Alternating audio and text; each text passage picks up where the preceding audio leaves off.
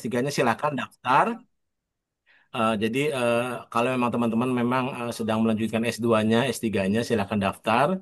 Itu masih kita tunggu sampai tanggal 26 Oktober 2025 gitu. Jadi silakan saja. Ada pertanyaan misalnya, saya baru mau kuliah, ya nggak bisa. Karena ini yang sudah kuliah dan sedang berjalan. Jadi yang bisa adalah yang sedang kuliah. Jadi kita usahakan, mohon doa mudah-mudahan usulan kita ini diterima sama pimpinan. Gitu aja, makasih. Amin. Ya.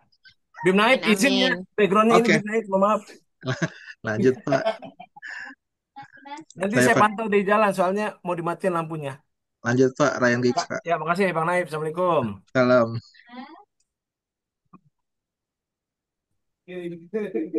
Yo. Silakan dimulai. Kita kita mulai saja webinar kita pada malam hari ini. Berarti Pak Kasubdit di akhir akan masuk ya. Bagaimana saya mulai Pak Naif? Oke. Oke ya. Ya, Bismillahirrahmanirrahim. Assalamualaikum warahmatullahi wabarakatuh. Selamat malam, salam sejahtera untuk kita semua. Om Swastiastu, Namo Buddhaya, salam kebajikan, Rahayu. Alhamdulillah, alhamdulillahi wa kafa, wassalatu wassalamu ala rasulihil mustafa, wa ala alihi wa man ihtada amma ba'd, rabbi syrah li sadri wa yassir li amri, wahlul uqdatan min lisani yafkahu qauli.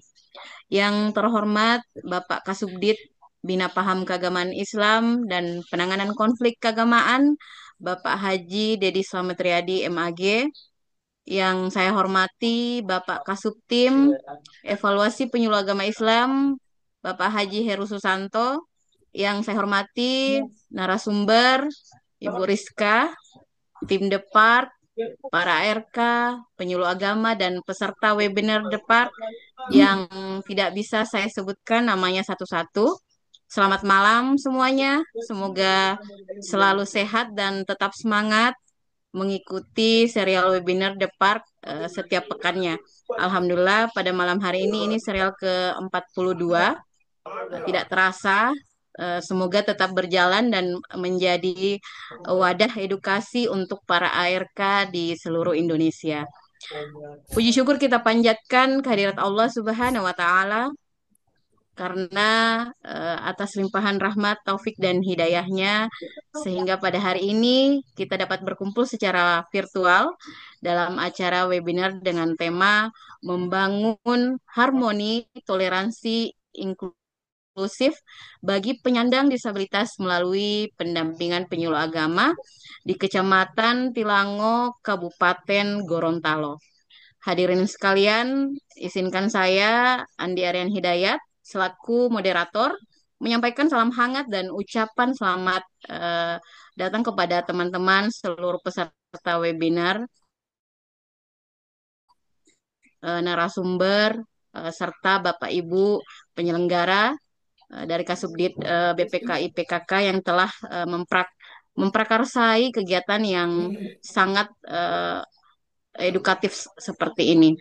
Bapak Ibu yang saya hormati, sebelum kita memulai acara kita pada malam hari ini, mari kita membuka dengan sebuah pantun. Ya, Pak Naif, cakep ya. Jalan-jalan ke Tilango Gorontalo. Cakep. Singgah sebentar membeli kain tenun. Cakep, cakep. Mari bersama kita berilmu dan berdialog, bangun harmoni inklusif, penuh nilai persatuan. Ya, mengawali acara, sebelum kita dengarkan paparan dari narasumber kita pada malam hari ini, terlebih dahulu saya akan membacakan CV dari narasumber kita. Eh, Beliau, nama panjang beliau Ibu Rizka Duduti SSI MH. Tempat tanggal lahir beliau di Gorontalo 11 November 1983. Pekerjaan beliau adalah penyuluh agama Islam fungsional pada Kementerian Agama Kabupaten Gorontalo, Provinsi Gorontalo. Beliau sekarang mengenyah pendidikan di sekarang atau sudah selesai Ibu. Jadi beliau program doktoral di UIN Alauddin Makassar dari tahun 2022 sampai tahun 2025. Ya, alamat beliau siapa tahu ada yang jalan-jalan ke Gorontalo ya, bisa ke rumahnya Ibu Rizka. Beliau alamat beliau Jalan Taman Sari, Kelurahan Modu, Kecamatan Kota Timur, Kota Gorontalo. Beliau memiliki pengalaman organisasi yang cukup banyak. Beliau aktif dalam pengurus MUI Kabupaten Gorontalo. Beliau juga pengurus BWI, LPTK, Pokjalu, dan sekarang pengurus IPARI Provinsi Gorontalo pada tahun 2024. Ya. Selain itu, dalam segi prestasi, beliau banyak sekali mendapatkan penghargaan. Ya, beliau juara dua nasional penyuluh agama Islam Teladan pada tahun 2018. Beliau juga sempat ikut pada MTQ Korpri cabang makalah Al-Quran tingkat Provinsi Gorontalo di 2023 dan 2024 dan mendapatkan peringkat satu di Provinsi Gorontalo. Dan baru-baru ini yang sangat mengagumkan beliau ini juara satu PAI Award. Ya Ibu, pada kategori pendampingan kelompok rentan ya. Saya sama Ibu dulu itu rival waktu di Jakarta ya. Alhamdulillah di sini bisa ketemu. Ya Alhamdulillah Ibu juara satu ya pada PAI Award tersebut di tingkat nasional. Selamat ya Ibu.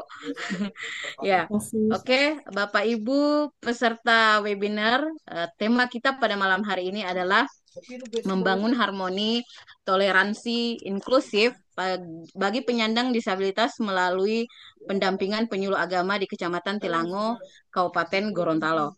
Tentunya materi ini sangat relevan dengan realitas masyarakat kita yang majemuk, di mana penyandang disabilitas adalah bagian penting dari masyarakat yang seringkali menghadapi keterbatasan dan stigma sosial.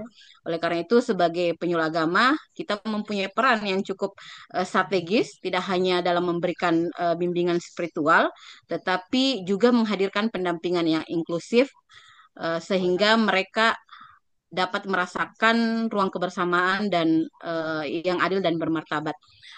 Tidak berpanjang lebar, kita akan mendengarkan pemaparan materi dari Ibu Rizka Duduti. Kepada Ibu dipersilahkan dengan hormat. Ya, sebelumnya saya izin share screen ya.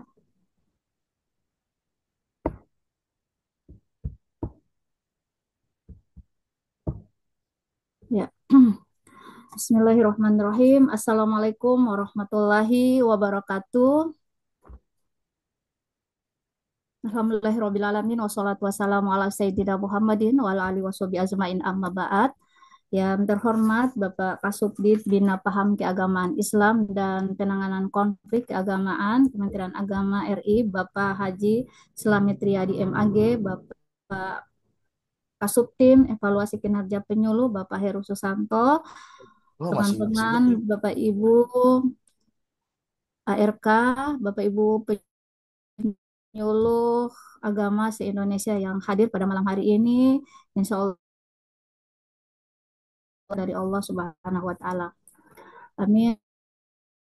Baik, Bapak Ibu sekalian, sekali lagi saya ucapkan terima kasih sudah hadir di ruang Zoom ini, dan ini adalah sebuah kesempatan yang luar biasa bagi saya bertemu dengan Bapak Ibu yang hebat, dan saya hadir di sini sama-sama ingin belajar dengan Bapak Ibu sekalian.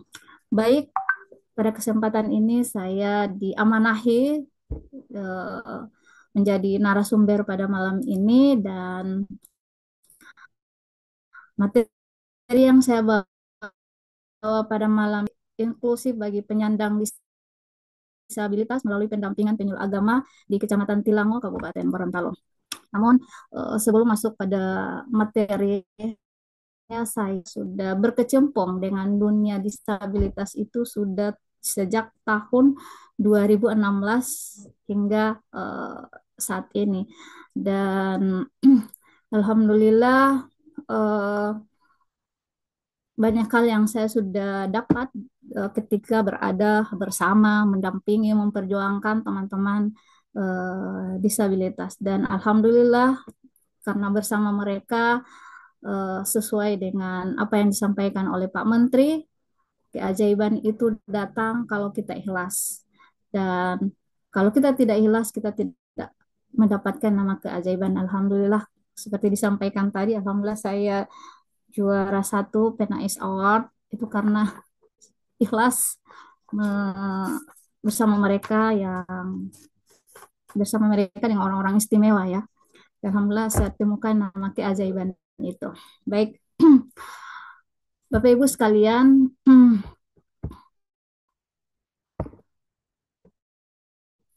kita tahu bersama bahwa penyandang disabilitas atau sering orang bilang ya, banyak penamaan di luar sana dan mungkin ada di diri kita bahwa ada yang menyatakan disabilitas, difabel, orang-orang berkebutuhan khusus, ada yang bilang mereka penyandang cacat, tapi sebaiknya janganlah disebut itu karena itu konotasinya agak negatif. Ada juga yang istimewa. Nah, penamaan yang sebenarnya sama sih, cuma ada beberapa menurut saya itu sama saja. Seperti contoh ya, di Jogja itu ada di situ justru dikenal dengan kata difabel, ya, bukan disabilitas. Saya pernah tanya di salah satu dosen, apa sih bedanya disabilitas dan difabel, Pak? Kebetulan saya pernah berkunjung ke sana. Katanya kalau disabilitas itu termasuk orang-orang yang mereka yang memiliki keterbatasan tapi tidak pernah mengenyam pendidikan. Nah, sementara difabel itu orang-orang yang memiliki keterbatasan tapi mereka uh, sudah sekolah seperti itu, sudah kuliah. Nah, mengapa di UIN Jogja itu ada beasiswa ya, ada beasiswa untuk penyandang disabilitas, termasuk pendamping ya. Saya pernah ditawarkan loh, 3 kali ditawarkan untuk beasiswa LPDP jalur pendamping disabilitas, cuman saya menolak karena dipikir agak jauh, kemudian jauh juga dari keluarga, ya.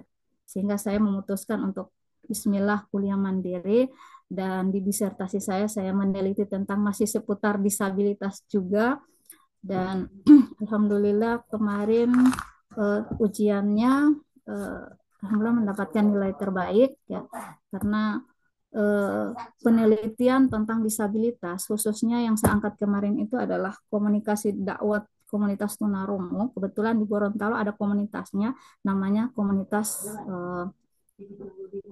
dakwah tuli Gorontalo. Nah, karena kebetulan juga yang meneliti tentang disertasi tentang disabilitas ini malah belum ada ya.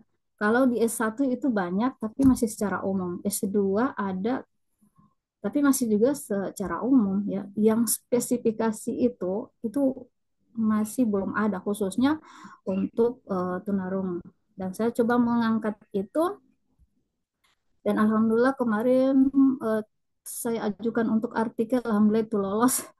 Dan untuk yang kedua untuk penelitian saya juga untuk disabilitas yaitu metode Al-Baghdadiyah, alhamdulillah itu tadi sore dapat kabar, alhamdulillah tulisan saya tentang temuan saya metode Al-Baghdadiyah khusus tunanetra juga, alhamdulillah itu lolos juga dan akan diseminarkan secara offline di Jogja tanggal 24 dan mungkin saya akan bawa bukunya dan mungkin saya akan lelang.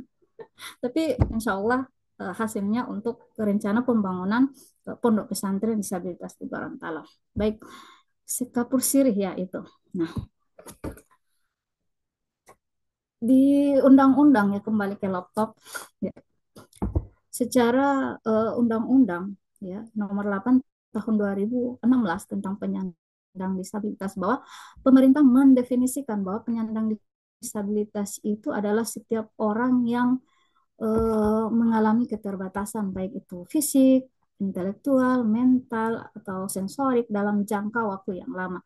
Tapi juga ada yang dia menjadi disabilitas karena faktor lain, misalnya dia sakit, misalnya dia mengalami kecelakaan dan itu sudah tidak bisa sembuh, itu sudah bisa dikategorikan sebagai penyandang disabilitas. Ya. Kemudian eh, pemerintah juga mengelompokkan bahwa penyandang disabilitas dan anak berkebutuhan khusus itu sebagai bagian dari masyarakat yang mengalami disfungsi sosial.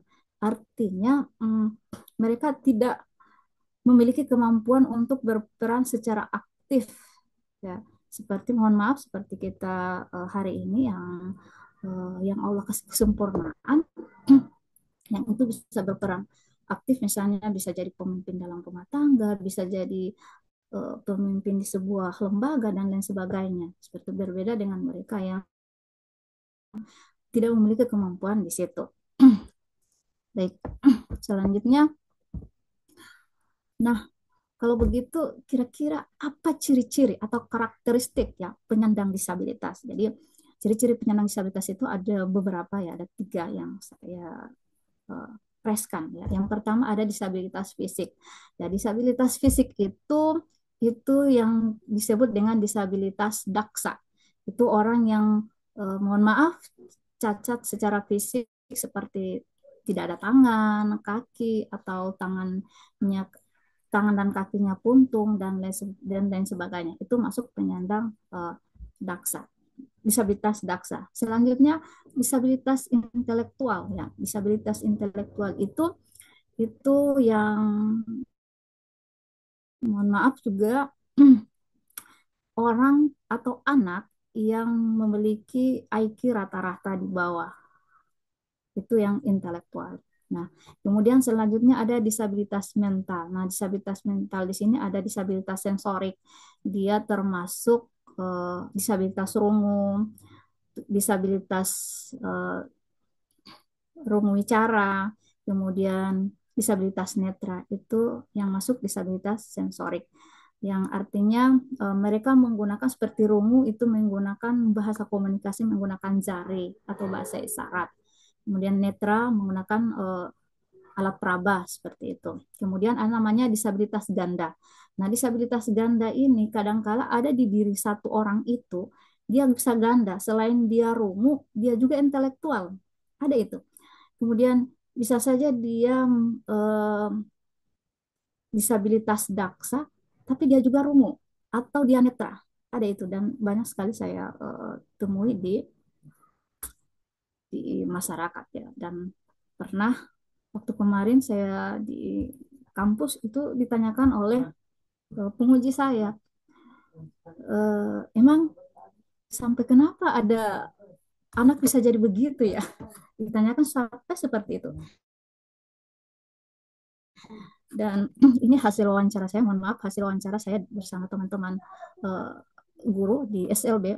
Saya bertanya, dan saya juga pernah uh, uh, jadi curhatan begitu ya, orang tua yang memiliki anak-anak seperti itu, bahwa itu mungkin 0,01% atau ya sedikit sekali itu takdir Allah.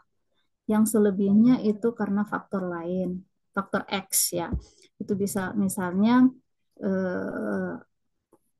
apa, ada ibu yang seorang wanita yang tidak siap untuk hamil, begitu belum siap, kemudian ketika dia hamil dan belum siap misalnya seperti itu, dia harus mengambil cara-cara yang lain ya, seperti dia gugurkan sementara kandungannya itu kuat atau rahimnya kuat, maka anaknya seperti itu. Yang kedua itu karena faktor incest atau pernikahan, masih ada hubungan sedarah, anaknya pasti seperti itu. Dan ada santri saya 2 orang itu kakak kakak beradik dan ternyata orang tuanya menikah masih saudara dekat sekali seperti itu.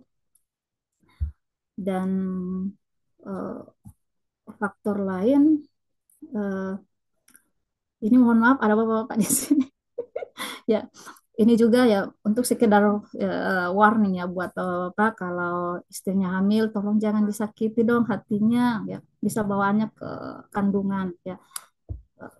Seperti itu ya. Ini hasil ini ya, hasil wawancara saya, hasil temuan saya di lapangannya. Kenapa anak seperti itu? Nah, baik. Nah, Bapak Ibu sekalian, dan alhamdulillah ya banyak hal yang sudah saya lakukan di komunitas-komunitas ini, bukan hanya sekedar mengajarkan mereka karena saya penyuluh, bukan hanya mengajarkan mereka juga tentang pendidikan agama, tetapi juga ada pendidikan atau pengetahuan-pengetahuan. Karena jujur saja saya eh, bergabung di Yayasan Disabilitas Putra Mandiri Gorontalo ini sudah sekitar 4 tahun yang lalu, ya. Dan di yayasan ini bukan cuman Muslim saja yang terdata di yayasan kami ini, tetapi juga ada beberapa yang non Muslim yang eh, tergabung di yayasan ini. Nah, dan alhamdulillah kami sudah kerjasama juga dengan beberapa stakeholder, diantaranya pendidikan, Dinas Pendidikan dan Kebudayaan Kabupaten Gorontalo. Kami sekolahkan mereka karena jujur saja sebagian besar anak-anak di yayasan ini tidak mengenyam pendidikan, begitu.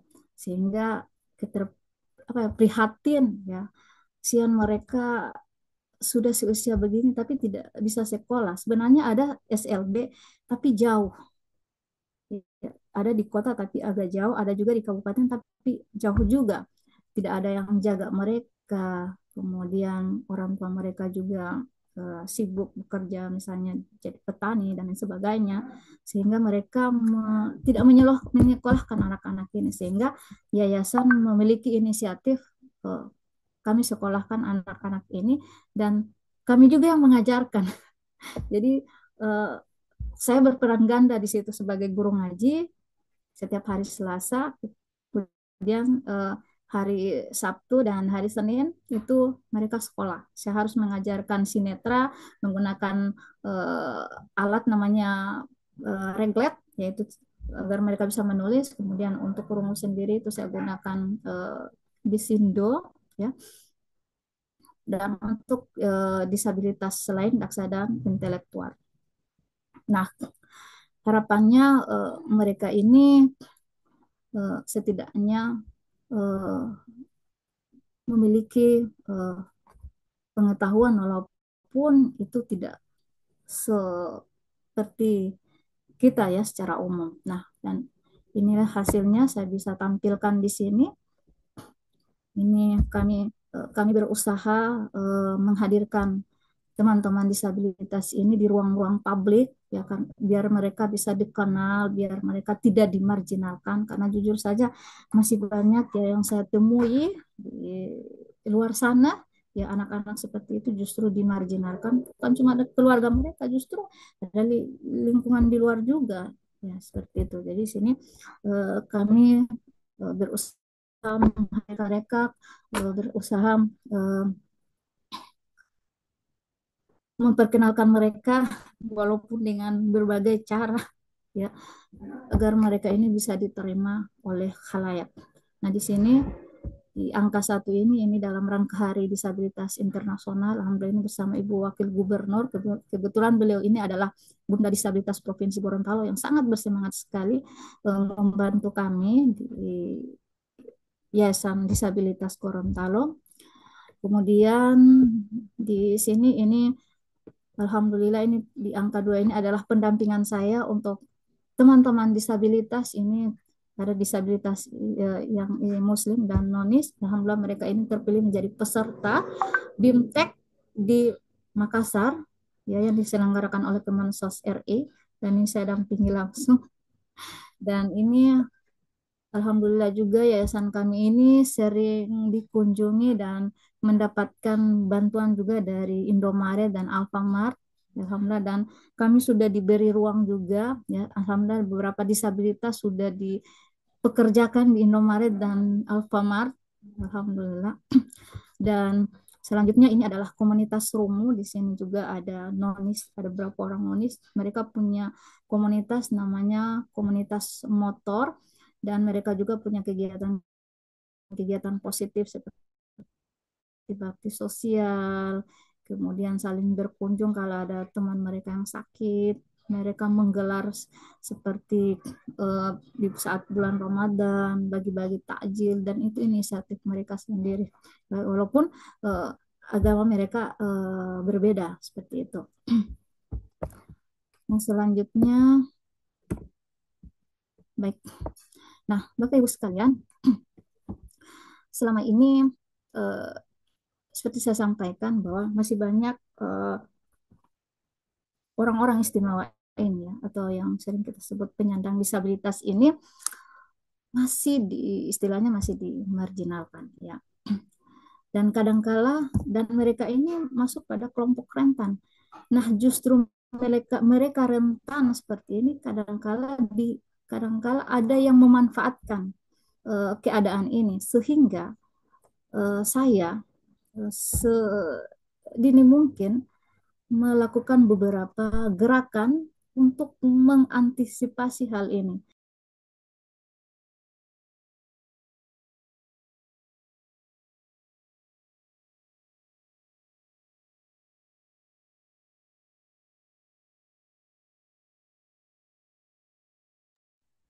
Bu Rizka suaranya ter-unmute, tidak kedengaran ya. Ada Mbak? Ya, ya, udah. Ya. Lanjut. Ya, oke. Eh, disabilitas ini merupakan ya kelompok orang-orang rentan, sehingga saya khawatir justru mereka ini double rentan ya, rentan, orangnya rentan juga rentan dijadikan sebagai alat ya. Apalagi pernah ya salah satu binaan kami di yayasan ini, untung cepat kami dapatkan informasi itu bahwa dia pernah bergabung dengan satu kelompok ya, dan itu organisasi yang sudah tidak ada lagi ya di Gorontalo, bukan cuma di Gorontalo tapi di Indonesia. Itu bendera ya, bahkan saya lihat di medsosnya itu dikibas-kibaskan ya saat itu ya. Dan itu ternyata diajak oleh temannya yang normal, sehingga saat cepat WA temannya, saya bilang, ibu tunggu di yayasan bersama Pak Ketua. Ya, dia datang, ada apa Bu? Ada sesuatu. Dia datang, nah saya tanya, ini di mana? Katanya ini bersama teman. Kamu tahu apa ini? Tahu, katanya itu bendera, ya, itu bendera Islam katanya. Ya benar itu bendera Islam. Tapi kamu ada di mana? Di Indonesia. Ya. Bendera Indonesia yang mana? Yang ini, yang merah putih ya, bahasa isyaratnya seperti itu. Jadi saya sampaikan, kamu harus berdiri di bendera ini. Ini tidak. Yang ajak kamu teman. Kalau kamu diajak sholat, boleh, diajak puasa, boleh, tapi diajak yang lain untuk saling memukul antara saudaramu satu dengan yang lain, itu tidak boleh ya. Dalam Islam itu dilarang, saya bilang dilarang ya, begitu. Jadi kalau mereka sudah bangun-bangun seperti ini, itu menandakan berarti mereka paham gitu. Dan saya bilang, kamu salah berteman ya. Jadi kalau berteman harus dengan teman yang baik. Oke, minta maaf ya, hanya dijelaskan seperti itu, yang simple, yang itu mereka paham ya. Ya. Dan ketika kami cek lagi, katanya dia sudah tidak bergabung lagi dengan teman itu ya, seperti itu. Nah, sehingga kami berpikir ini bahaya ya, orang seperti ini yang memiliki kekurangan, yang rentan justru double rentannya gitu. Sehingga saya khawatir seperti ini. Mereka ini punya komunitas, dan komunitasnya ini bukan cuma Muslim saja. Ada beberapa orang teman mereka yang non, ya. Sehingga khawatirnya jangan sampai mereka didoktrin, ya, ya. Sehingga kalau doktrin mungkin bisa di apa ya, diperbaiki. Tapi kalau dogma itu kan sudah bahaya, ya, sudah tidak bisa diapa-apain, ya. Sehingga eh, alhamdulillah kami juga mengecek teman-teman eh, disabilitas, ya. Alhamdulillah mereka aktif juga bekerja dengan teman-teman mereka yang di luar sana yang non, ya, ada kegiatan bakti sosial, kegiatan lain dan lain sebagainya. Alhamdulillah aktif. Nah, ini artinya bahwa eh, mereka bisa, ya, bisa diajak melakukan hal-hal yang positif, ya, seperti itu. Nah, terkait dengan toleran, nah, ini negara kita karena juga negara majemuk, ya, dan ini baru di Gorontalo saja jumlah penyandang disabilitas itu ada 8 ribuan, ya. Itu ada berapa klasifikasi, rumunya itu ada 1.000 lebih, hampir 2.000. Kalau netra itu ada 1.000-an, ya, sisanya itu penyandang disabilitas yang lain. Nah, sehingga kekhawatiran itu ada di kami seperti itu. Sehingga kami sedini mungkin kami ajarkan mereka bagaimana sikap toleransi sesama mereka, ya. Dalam keadaan berbeda, mereka bisa saling menghargai, saling membantu, ya.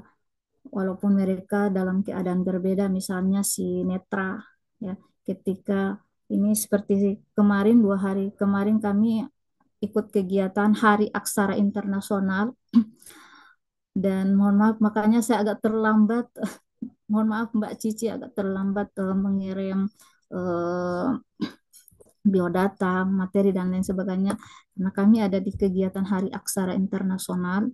Itu satu-satunya yang tergabung di kegiatan itu adalah hanya kami disabilitas Yayasan Putra Mandiri, dan di situ banyak hal yang kami dapatkan di situ maupun mereka. Nah, kami mengajarkan juga banyak hal di situ di mereka. Contohnya seperti si netra ketika mau ke kamar kecil, sementara saya harus eh, mendampingi yang lain. Itu saya minta bantuan ke Rungu, ya. Tolong bantu teman netra, ya. Dia mau ke kamar kecil, itu dibantu. Terima kasih. Oke. Begitu juga sebaliknya si Daksa, ya saya minta tolong ke Rungu, gitu. Nah, si Netra, si Rungu mau ke masjid, kebetulan ada juga eh, 2 orang yang nonis itu tanpa disuruh itu bantu si Netra antar di masjid. Dan eh, alhamdulillah apa ya, kami merasa, ya, alhamdulillah mengajarkan kepada mereka sikap-sikap yang toleran. Alhamdulillah berhasil walaupun keadaan mereka terbatas seperti itu. Nah, baik saya skip aja, ya. Nah, dalam konteks, ya, berkelompok ini, ya, mohon maaf yang saya paling banyak ini bahas tentang kepada penyandang disabilitas karena toleransi di masyarakat secara umum itu sudah kita pahami, tetapi kelompok ini juga perlu sekali sehingga sedini mungkin saya mengajarkan banyak hal kepada mereka. Nah, dan alhamdulillah eh, sikap-sikap toleransi ini alhamdulillah eh, kemarin, ya, ketika kegiatan Hari Kemerdekaan 17 Agustus itu saya mulai latih mereka untuk ikut gerak jalan dan eh, alhamdulillah ini mendapatkan, dan itu saya upload, saya buatkan videonya sekitar berdurasi 2 menit.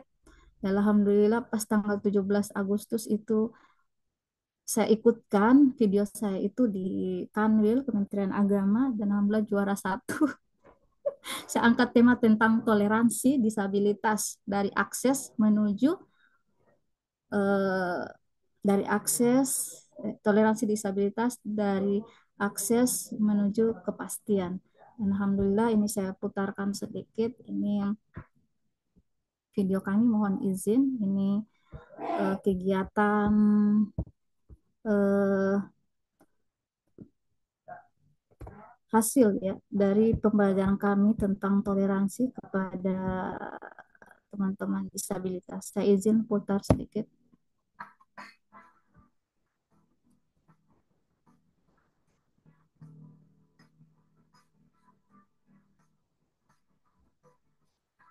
Ini ada nonisnya, ini juga saya ajarkan.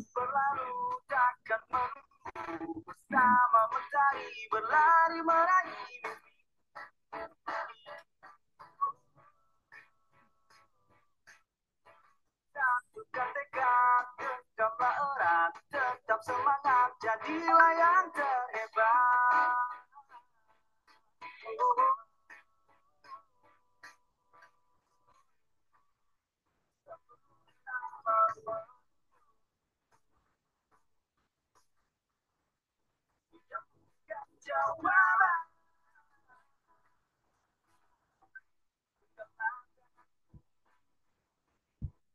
Ya, itu sekilas ya yang kami selain kami ajarkan juga sikap toleransi, kami ajarkan juga mereka tentang eh, menjadi warga negara yang baik ya. Kemarin kami coba ikutkan mereka pada kegiatan gerak jalan semua disabilitas di situ, dan ini menjadi trending topik karena satu-satunya peserta yang unik ya, dan alhamdulillah itu eh, mendapat juara terunik ya. Kemarin tanggal 18 Agustus tahun 2025, dan ini tantangan, ini yang pertama kali tantangan buat kami. Kami tanamkan ya sikap-sikap yang eh, jiwa-jiwa nasionalisme. Selain itu juga kami eh, ini baru pertama kali kami buat upacara juga. Saya lupa taruhkan fotonya di sini. Upacara khusus disabilitas di Yayasan Putra Mandiri. Dan yang jadi penggerak bendera saat itu Daksa yang pakai tongkat tiga-tiga, yang pimpinannya juga Rungu Wicara. Rungu Wicara itu dia masih mendengar, masih bisa mendengar sedikit, dan eh, bicaranya masih bisa didengar walaupun tidak jelas seperti itu. Dan semua yang terlibat di upacara itu adalah mereka. Dan ini kami lakukan sebagai antisipasi, sekali lagi jangan sampai orang-orang seperti ini menjadi eh, menjadi apa ya? Menjadi sesuatu yang dijadikan eh, wadah begitu untuk melakukan hal-hal buruk, seperti bisa disusupi pemikiran-pemikiran yang buruk ya, atau disuruh untuk melakukan hal-hal yang anarkis ya. Karena orang-orang seperti ini kan ketika dia melakukan keburukan-keburukan atau kejahatan itu kan hukumnya itu eh, masih apa ya, belum terlalu berpihak ke mereka begitu. Sehingga kami berusaha eh, melakukan pendampingan yang luar biasa kepada mereka. Saya sampaikan kepada mereka, kita semua sama ya, sama di hadapan Tuhan. Tidak ada yang berbeda ya. Jadi kalau mereka sudah mengangguk-angguk seperti ini, itu tandanya mereka paham. Dan jujur saja, saya ini banyak sekali mendapatkan protes dari mereka, ya, banyak sekali. Dan cara menjawab kepada mereka juga harus masuk akal ya. Contohnya eh, di Kota Gorontalo itu ada kedai tuli ya. Di situ itu ada 20 booths. Orang tuli semua, orang rungu semua yang jualan. Di situ setiap malam Selasa jadwal saya ngajar ngaji. Itu saya selalu diprotes ya. Ibu, Ibu, kenapa kita harus menjual terus? Ya, mohon maaf, harus sholat, harus mengaji, ya, tidak sedikit jualan. Saya bilang, bukan, itu salah.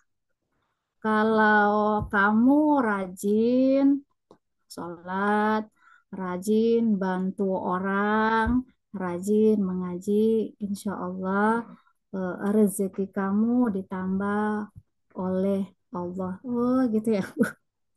Jadi sambil nunggu orang beli itu mereka baca Iqra gitu.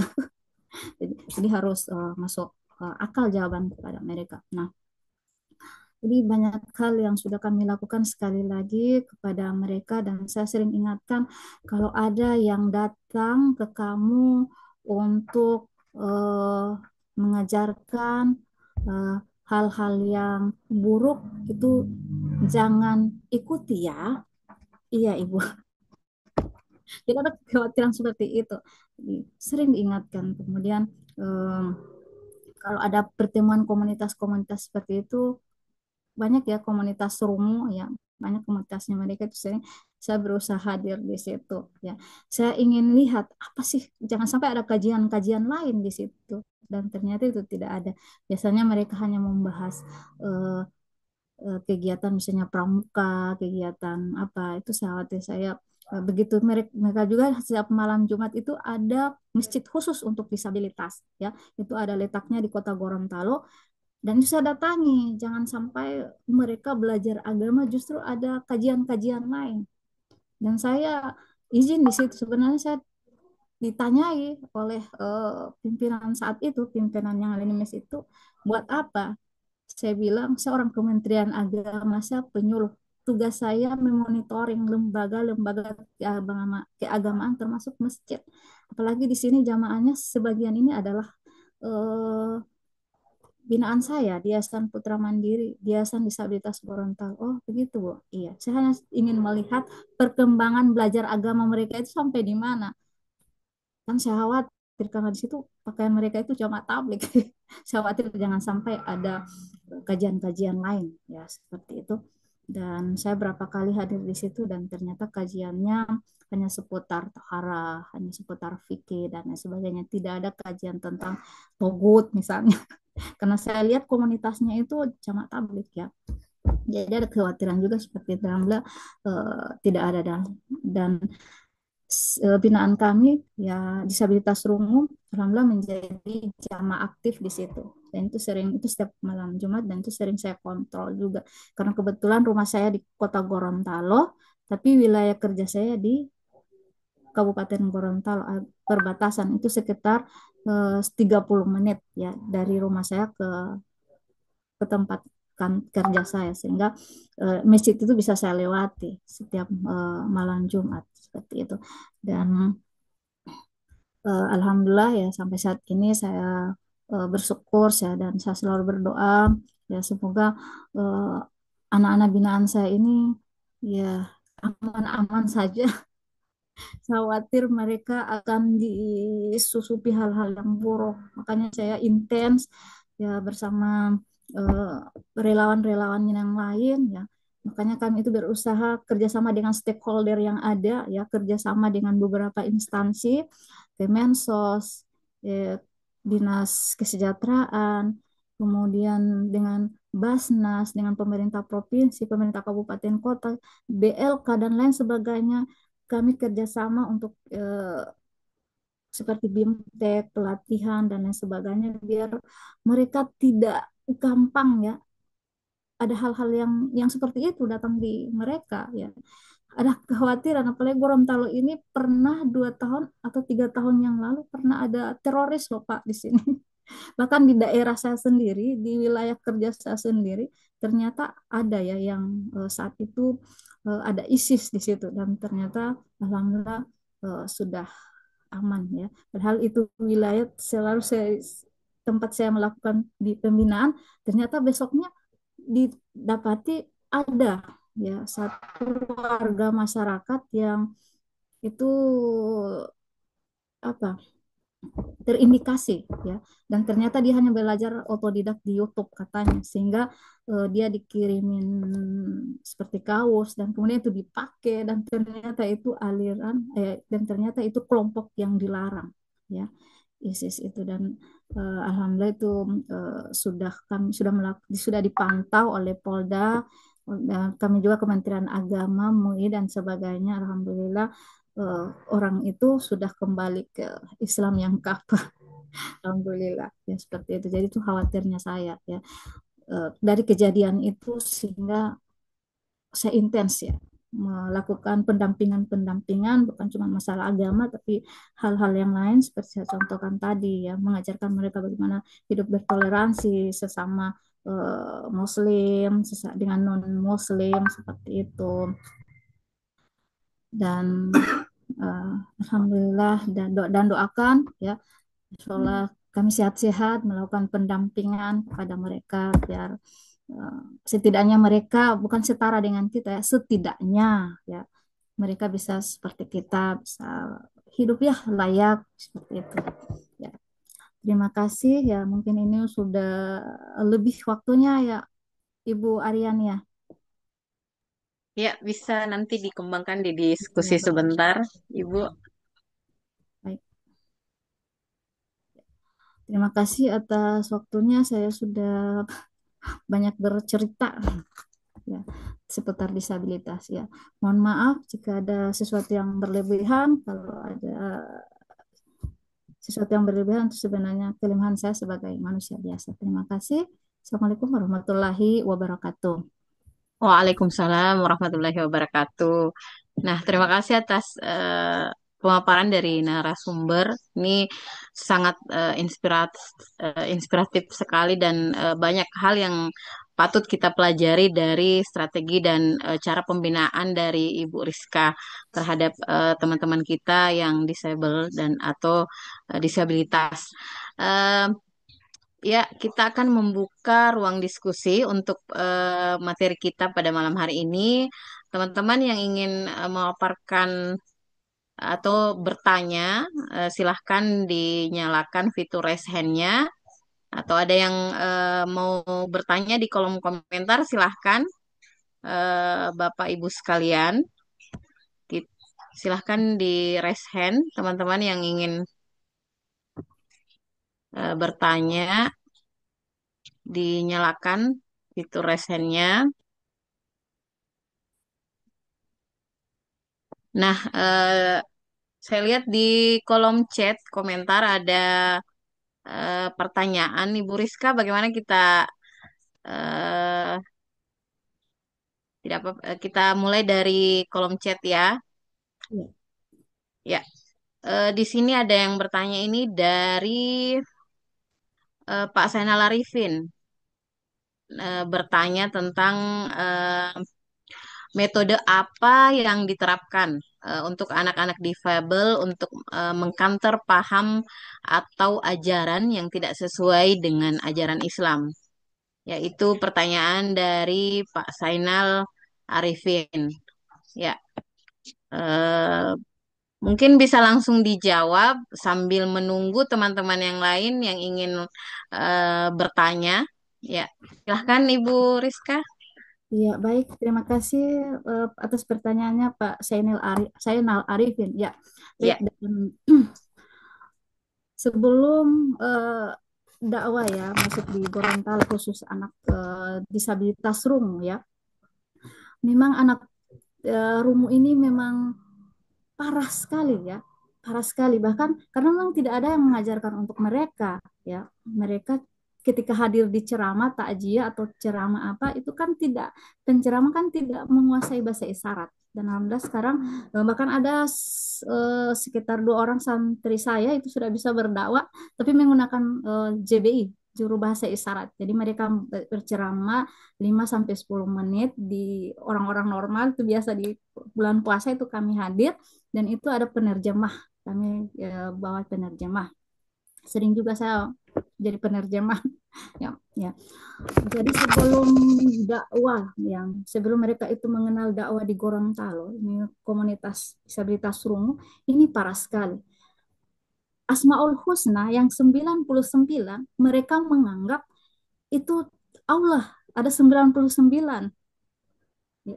Karena tidak ada yang mengajarkan untuk mereka. Nabi Muhammad itu mereka menyangka itu istri Allah. Karena tidak ada yang mengajarkan kepada mereka, oh ini istri Allah. Dan ada parah lagi, nauzubillah min zalik, itu mereka bertukar pasangan.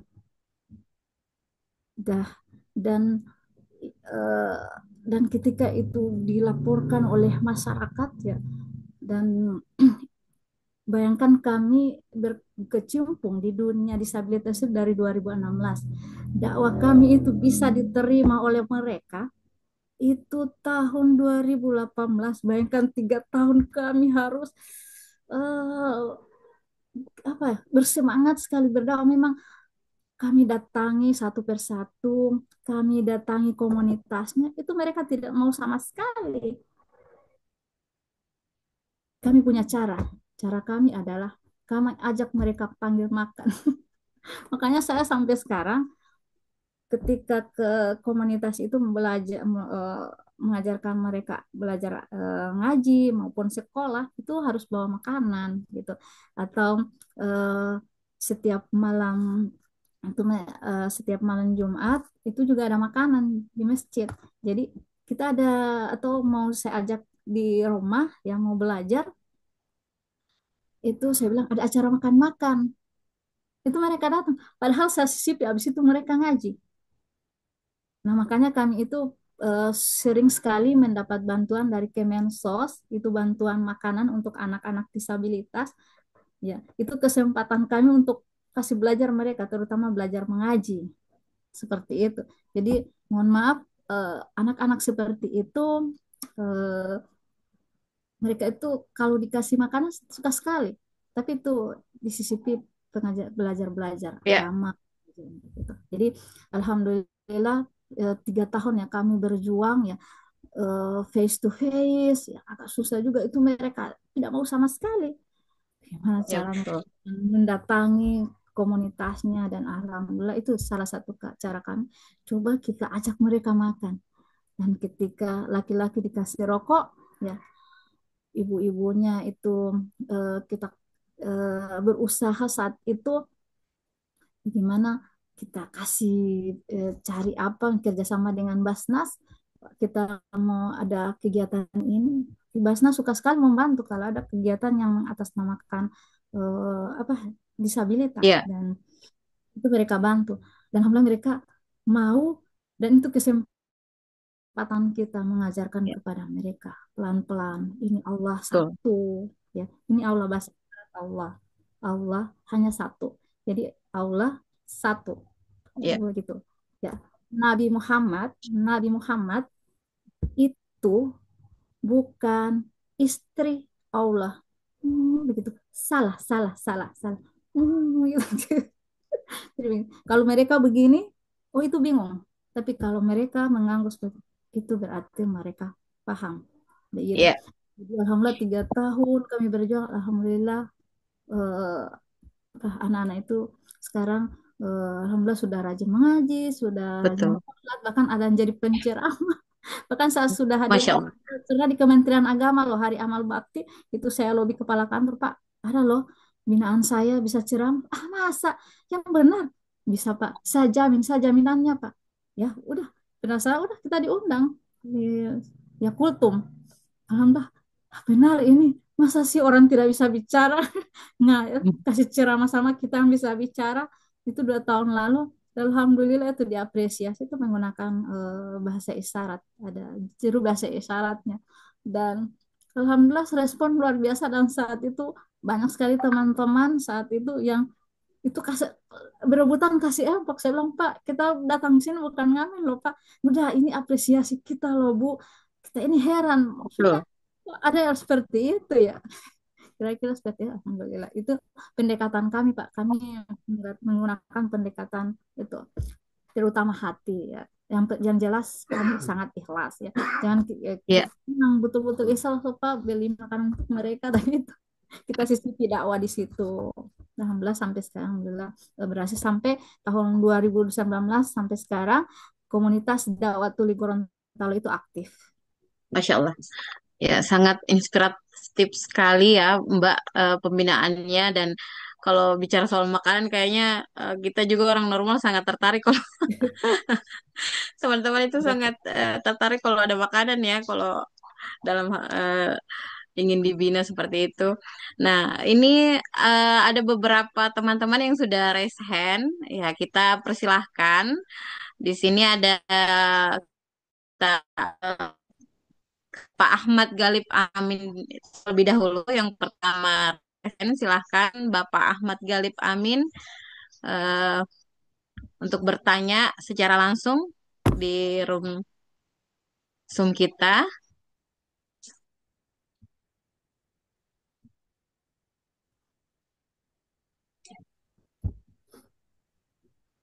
Pak Ahmad Galib, Ya, oh, baik. ya silahkan Thank you. Pak Ahmad. Assalamualaikum warahmatullahi wabarakatuh. Waalaikumsalam warahmatullahi wabarakatuh. Waalaikumsalam warahmatullahi wabarakatuh.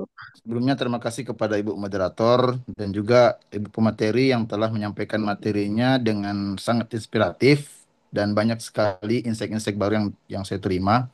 Sederhana saja Bu, mengenai dengan pertanyaan saya adalah yang pertama terkait dengan bagaimana secara normatif Ibu dalam memetakan materi penyuluhan kepada para disabilitas ini. Kemudian selanjutnya, sepanjang perjalanan Ibu mengurusi disabilitas ini, adakah klasifikasi terkait dengan tingkat kesulitan Ibu dalam memberikan pelayanan bimbingan itu kepada eh, para disabilitas yang notabene-nya saya mendengar tadi penjelasan Ibu bahwa ada banyak ragam disabilitas yang eh, apa yang Ibu temui secara langsung. Mungkin seperti itu, Bu. Terima kasih. Saya kembalikan ke Ya, moderator. ya, terima kasih Pak Ahmad Galib.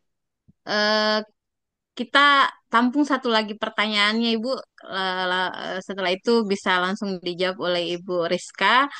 Eh, ke Pak Wahyu Kadri, ya silahkan Pak Wahyu Kadri untuk langsung bertanya di room Zoom kita.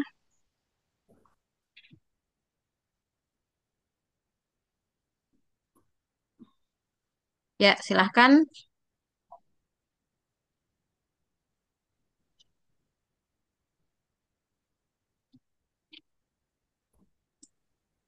Mikrofonnya belum nyala.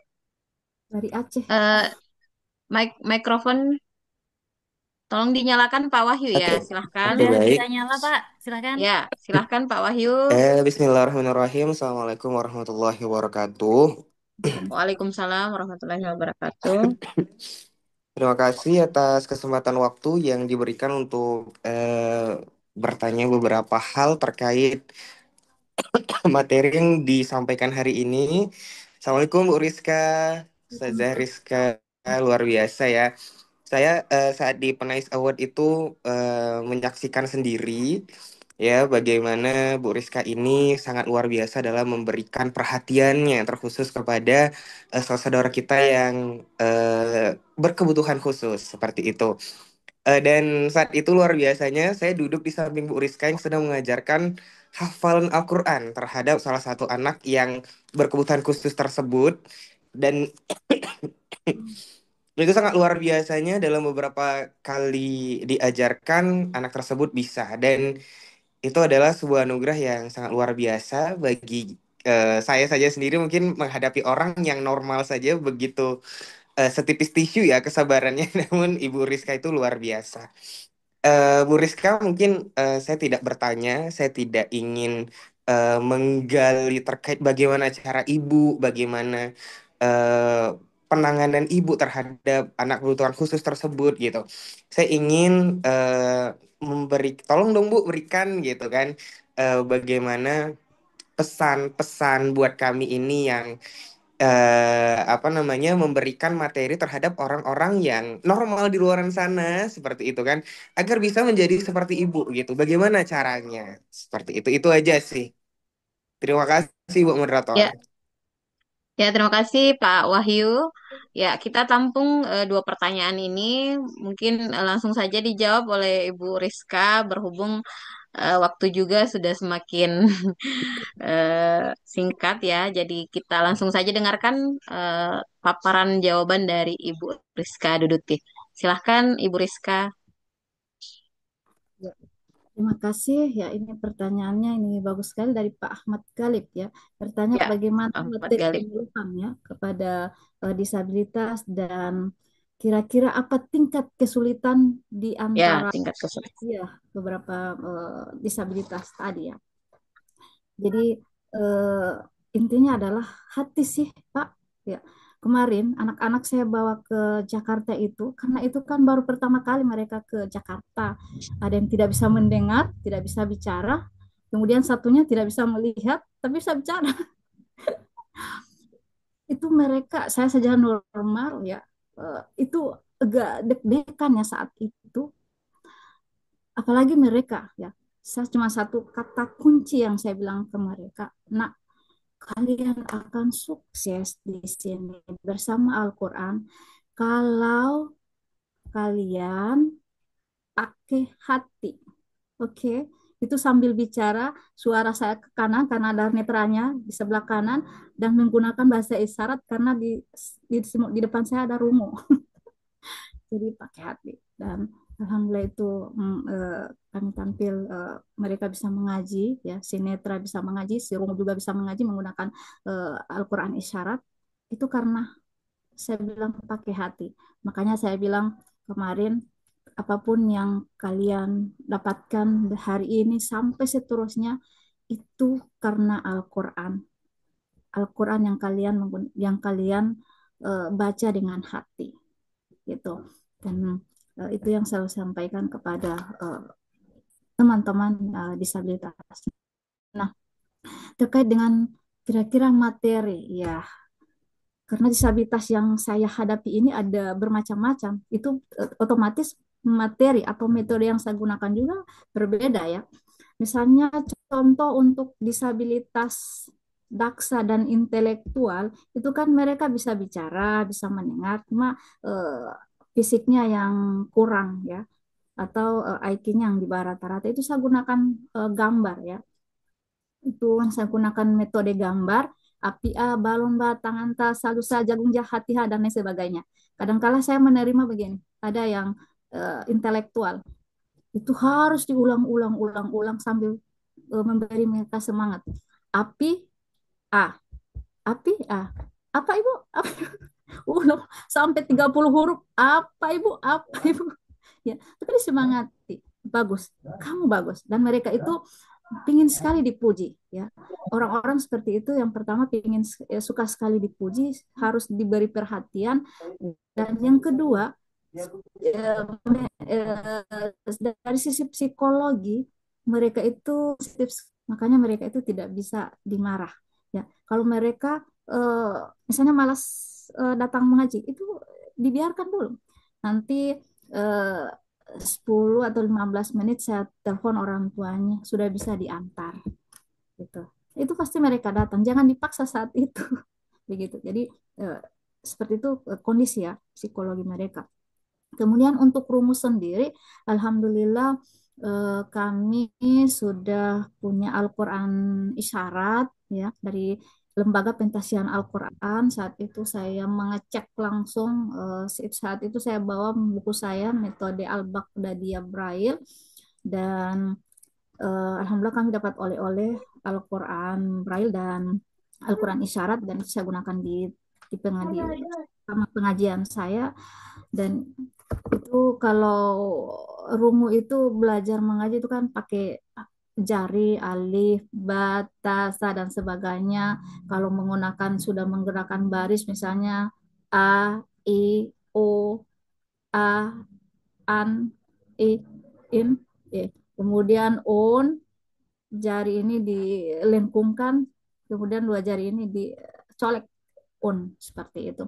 Kemudian untuk braille sendiri itu kan mereka harus meraba dan saya punya metode. Jadi kadangkala saya mengajar saat itu ngos-ngosan. Setelah ngajar si rungu pakai jari, kemudian di sebelah saya setelah itu gilirannya si daksa, saya pakai metode gambar, Setelah itu sinetra saya pakai metode itu Al-Baghdadi atau Iqra'na yang saya sudah dapat ya dari Lembaga Pentasian Quran. Jadi kadang-kadang ngos-ngosan. Biasa juga kami tampil di beberapa tempat kalau diundang. Kadang-kadang setelah ketika mereka tampil saya harus jelaskan ini. Setelah mereka mengaji saya jelaskan ini menggunakan ini. Kadang-kadang eh, ngos-ngosan. Tapi kalau dari tingkat kesulitan sih saya rasa nggak ada ya. Cuman kadang-kala begini, ketika kami jalan ya, ya misalnya mau mengisi acara di mana kan naik motor. Biasanya saya di depan, di belakang itu saya bonceng anak autis. Itu kadang-kala belakang saya yang sakit. Duk, duk, duk, duk. Di belakang ada Rungu sama Netra berboncengan siang bawa motor. Si Rungu tidak bisa bicara, tidak bisa mendengar, tapi dia bisa melihat. Yang dibonceng tidak bisa melihat, tapi bisa mendengar. Tapi alhamdulillah ya, tapi saya sama berdoa sama Allah begini, ya Allah, eh, selamatkan kami sampai ke tujuan. Hari ini kami ingin mensyiarkan kalamu ya Allah. Hari ini kami ingin mensyiarkan ayat-ayatmu ya Allah. Selamatkan kami dalam perjalanan. Alhamdulillah sampai saat ini sudah 2 tahun lebih, hampir mau 3 tahun. Alhamdulillah namanya kesulitan di jalan itu tidak ada sih. Padahal jalan yang kami lalui itu jalan besar, lorong-lorong. Alhamdulillah tidak, ya saya tidak tahu ya. Mungkin mungkin doa mereka juga berdoa. Ya, seperti itu. Dan alhamdulillah ini kami lakukan dalam rangka sosialisasi, dalam rangka mengingatkan orang-orang di luar sana yang Allah kasih kesempurnaan tapi masih malas sekali belajar Al-Quran. Nah, mereka yang justru memiliki kekurangan, justru mereka punya keinginan besar sekali untuk mau belajar Al-Quran. Itu yang menyemangati saya sampai saat ini. Bahkan ada anak yang ketika itu misalnya hujan keras dan itu jadwal mengaji dan itu tidak diizinkan orang tuanya, itu dia ngamuk loh. Saya harus ngaji, saya tidak mau, saya harus ngaji. Jadi walaupun hujan, saya itu tetap standby di tempat gitu. Jadi itu yang menyemangati saya. Bahkan ada yang harus rela jalan kaki, ya macam-macam. Nah, dan kalau tanya kesulitan, ya sampai saat ini kesulitan apa ya? Saya rasa tidak ada yang kesulitan sih. Cuman kadang-kala saya selalu apa ya memegang dada ini ketika saya menemui hal-hal yang ya yang kadang-kala ya wajar lah sebagai manusia biasa, terutama belajar Al-Quran ya. Saya selalu letakkan tangan saya di dada saya, ya saya berdoa, ya Allah, Al-Quran itu mudah dipelajari, Al-Quran itu mudah untuk siapa saja yang mau belajar gitu. Dan alhamdulillah ketika saya ajarkan ke anak-anak, alhamdulillah mereka paham, mereka senang begitu. Dan saya percaya bahwa kalam Allah itu benar dalam surah Al-Hijr ayat 9, bahwa Allah itu bahwa Al-Quran itu akan selalu terjaga kemurniannya, dan siapa saja yang menjaga, Allah, Rasul, malaikat, kita saat ini yang belajar Al-Quran, dan termasuk mereka itu gitu. Dan itu yang menyemangati saya sampai saat ini sih. Jadi kalau namanya lelah, alhamdulillah tidak ada sih yang atau sulit, saya rasa tidak ada yang sulit sih. Ada sih, tapi saya tidak bisa ungkapkan dengan kata-kata gitu. Dan terakhir Pak Wahyu, kira-kira pesan yang tetaplah pesannya sesuai dengan surah Muhammad ayat 7. Barang siapa yang membantu agama Allah, maka Allah akan permudah segala urusannya. Dan saya yakin dan percaya ya, mengajarkan Al-Quran kepada mereka yang memiliki keterbelakangan, mereka yang terlahir seperti itu, Alhamdulillah banyak mendatangkan kemudahan bagi saya ya. Dan itu saya sudah rasakan sampai saat ini ya. Dan alhamdulillah karena disabilitas juga saya mengajarkan kepada mereka, dan alhamdulillah banyak kebaikan-kebaikan datang kepada saya. Bahkan besok Pak Wakil Wali Kota itu ngundang langsung, makanya saya Masya kira Allah. malam ini mau melihat langsung ya pembelajaran kami, karena kemarin minggu lalu saya hadir di acara Kementerian Agama Kota Gorontalo. itu mengaji kolaborasi. Jadi saya yang pandu, ada netra, ada rumu, dan ada disabilitas daksa.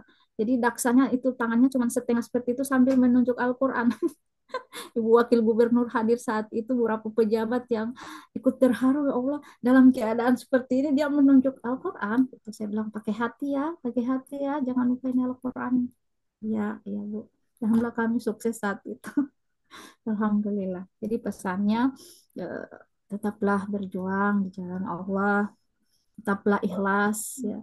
Dan jujur saja apapun yang saya dapatkan hari ini, jujur saja ya Allah, ingin apa ya, terharu juga.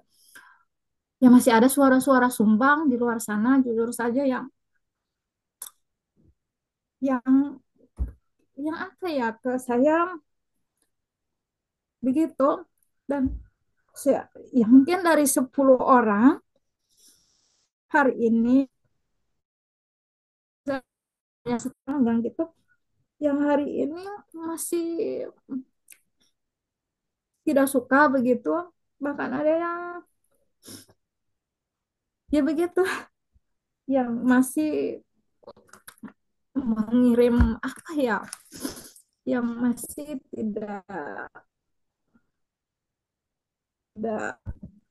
tidak setuju begitu dengan perjuangan ini. Bahkan mereka bilang, ngapain ngurus-ngurus orang seperti itu, kan mereka itu sudah dijamin masuk surga. Ya Allah, Rasulullah saja yang sudah dijamin oleh Allah masuk surga, beliau beribadah kepada Allah, beliau berjuang, apalagi mereka gitu. Dan justru saja Ya, betul. saat ini saya masih dengar-dengar nyinyiran seperti itu, ya Allah. Padahal saya ikhlas sekali membantu orang-orang itu.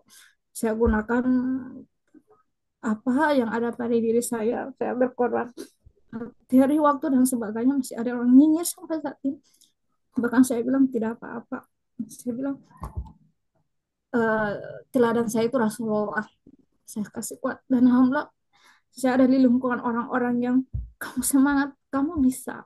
Di luar kami mendukung kamu gitu. Di sana coba lihat, di sana ada orang-orang hebat di luar sana yang bersama kamu. Mereka hanya segelintir orang yang mungkin tidak bisa ada di posisi itu gitu.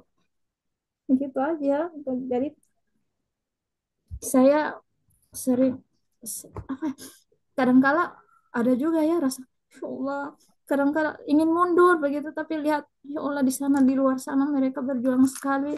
Ibu Rizka, Ibu Rizka, Ibu Rizka, Ibu Rizka kapan kasih ini, Ibu Rizka bisa gitu. Kadang-kadang saya tidak bisa datang karena ada kegiatan di luar, itu ditanyain terus, Ibu Rizka tidak datang ya Bu, Ibu Rizka, karena saya suka datang itu, saya suka bawa itu makanan, bawa roti, bawa air buat mereka, biar setelah mereka ngaji atau sekolah, setelah itu mereka makan bersama begitu. Itu saja. Jadi saat ini kesuksesan yang saya capai saat ini tidak serta-merta saya dapat itu, seperti saat ini masih seperti orang berjalan di atas apa ya, di bara api, tapi bara apinya tidak sampai melukai kaki, hanya Ya, memberi tanda saja begitu. betul. Itu saja. Ya, semangat Bu. Mohon maaf, Mem- bukan tapi Ya, soal disabilitas saya tidak bisa menerima, kan saya berdiri di depan. Bahkan ada yang bilang begini, ngapain Bu ursus orang gila? Ya Allah Pak, itu bukan orang gila Pak. Kenapa Bapak bilang begitu? Kan mereka berilmu loh, bahkan mereka berpendidikan loh, bahkan mereka sudah haji. Ya Allah ya Rabbi, mungkin mereka tidak pernah merasa ada di lingkungan seperti itu ya, sampai mereka mengatakan orang-orang seperti itu, tapi mereka tidak rasa. Ya Allah, bagaimana ada di lingkungan orang-orang seperti itu. Kalau mereka bisa bicara anak-anak disabilitas ini, mungkin mereka akan bilang, kita juga tidak minta dilahirkan seperti ini, kami ingin seperti kalian. Mungkin mereka bisa bicara seperti itu, tapi kan Allah menutup itu kan. Mungkin Allah menutup penyesalan yang ada di hati mereka, tapi mereka justru bahagia dengan kekurangan yang ada begitu Bu. Ya, kira-kira gitu. Ya. Semoga kita Ya, bisa bersemangat ya untuk orang-orang seperti itu. Karena mereka juga manusia, makhluk Allah juga sama-sama dengan betul. kita. Ya, memang perjuangan tidak mudah, Ibu. Tetap semangat dan jangan pantang menyerah. Ya, karena waktu masih ada ya, jadi sambil menunggu Pak Kasubdit untuk bergabung bersama kita, kita buka dulu sesi pertanyaan satu kali lagi. Ya, di sini masih ada teman-teman yang raise hand. Ya, pertama Ibu Halimah, Halimah Ifa, silahkan. Mungkin singkat padat saja ya pertanyaannya supaya bisa ada teman yang lain juga yang bisa kebagian. Ya, Ibu Halimah Ifa silahkan disampaikan pertanyaannya. Assalamualaikum warahmatullahi wabarakatuh. Ya, Terima kasih kepada Waalaikumsalam Ibu warahmatullahi wabarakatuh. moderator, Ibu pemateri, Ibu Rizka yang materinya sangat luar biasa. Sebelum saya masuk kepada pertanyaan, saya ingin menarik ke belakang konteksnya, Ibu. Jadi saya itu punya salah satu saudara seperti itu. Dia qadarullah menyandang disabilitas daksa.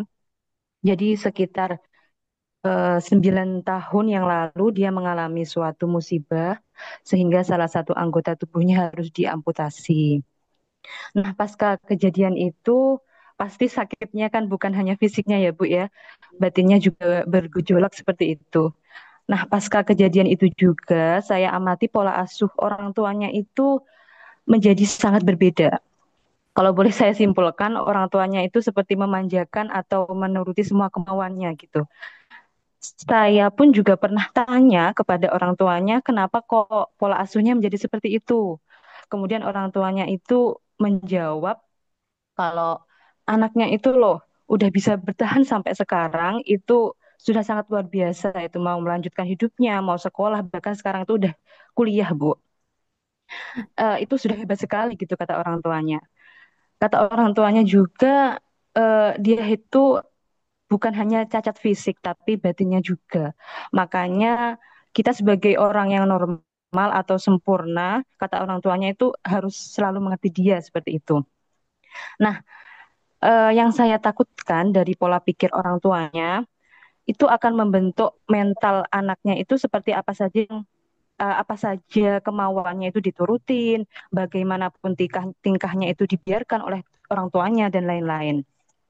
Karena memang sifatnya itu pasca kejadian itu menjadi gampang marah dan gampang ngambek seperti itu, Bu. Nah, pertanyaan saya, bagaimana cara efektif menerapkan pola asuh atau ketika kita menasehati, apalagi kan apa disabilitas daksa yang terkena musibah seperti itu loh, Bu.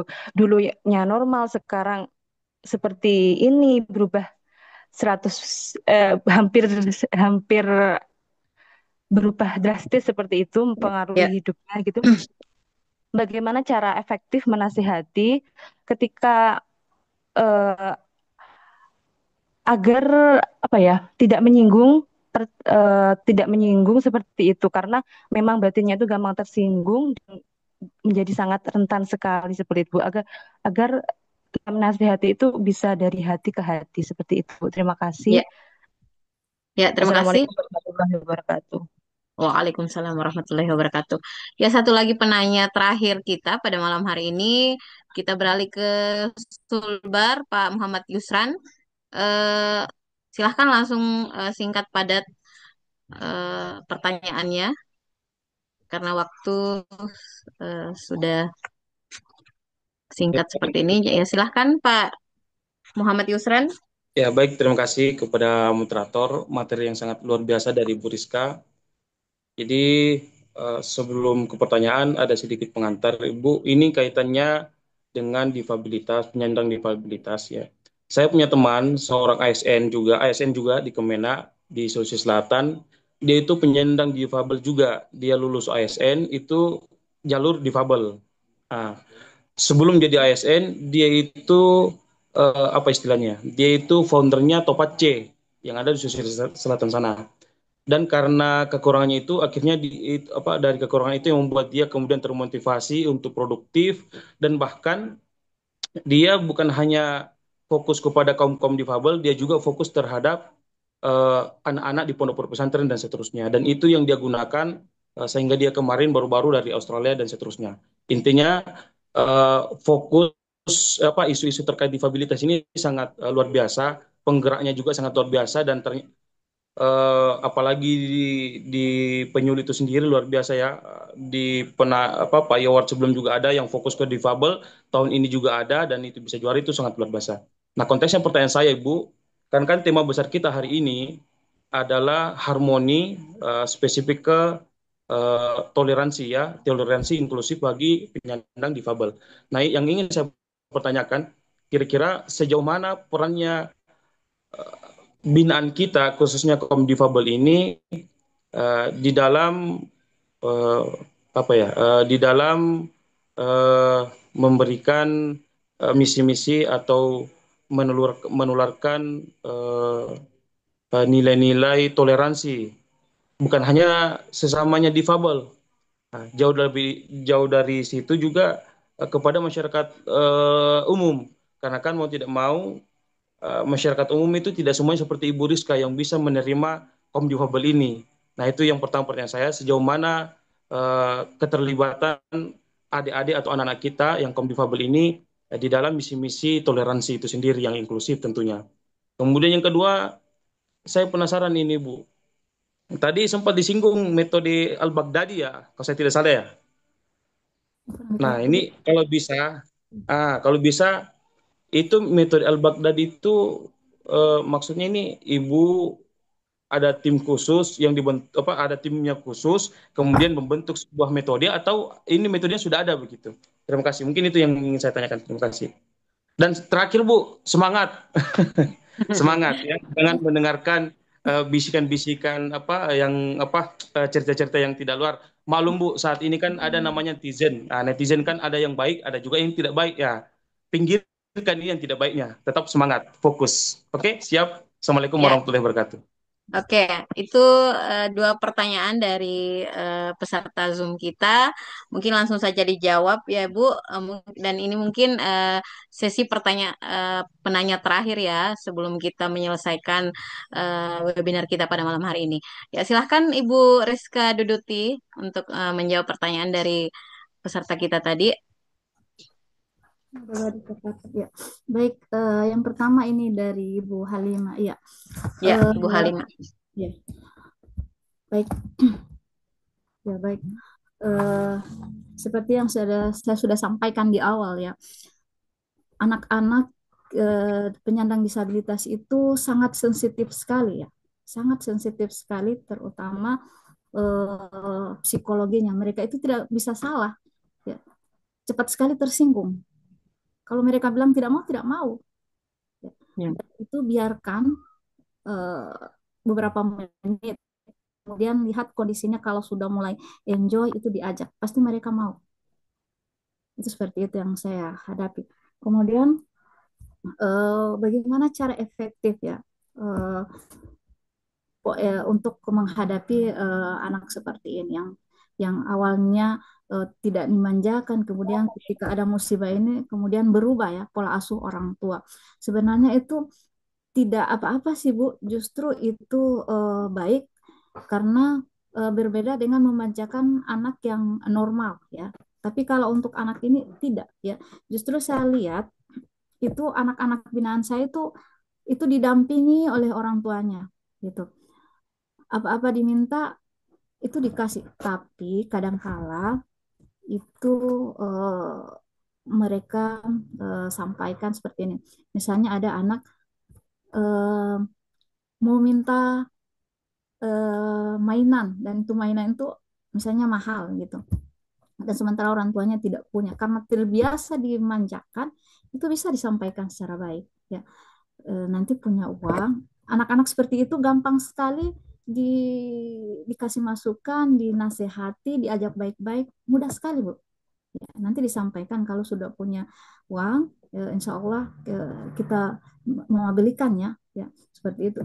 Dan cara menyampaikannya juga harus baik-baik. Karena itu mereka punya sisi sensitif yang tinggi.